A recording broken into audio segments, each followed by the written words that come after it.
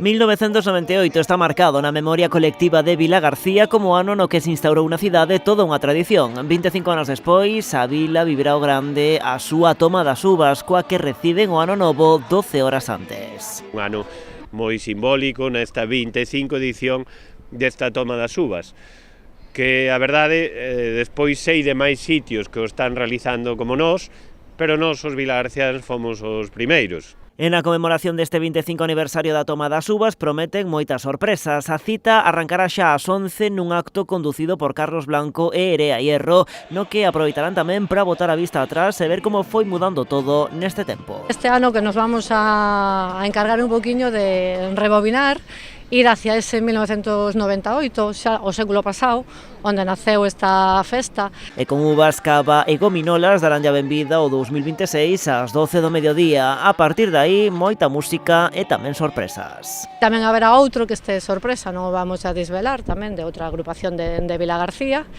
Ás 12 teremos ese momento estelar cas campanadas, o reparto xa de a toma das uvas, o brinde ca familia e demais.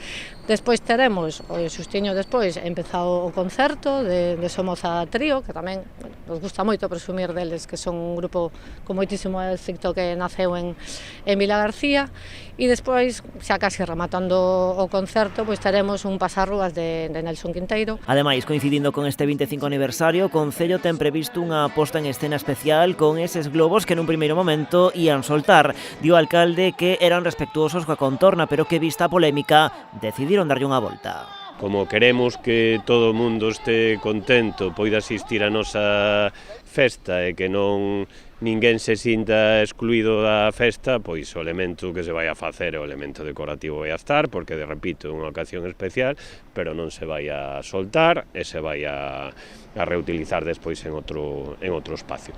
Non se vai a soltar, pois para que non. De todas formas estaba, como decía, con todas as garantías con un certificado. Formacións como Esquerda Unida e o BNG amosaran o seu rexeitamento a esa solta de globos, así como o elevado gasto que, segundo denuncian, supón, xa que vai custar uns 10.000 euros.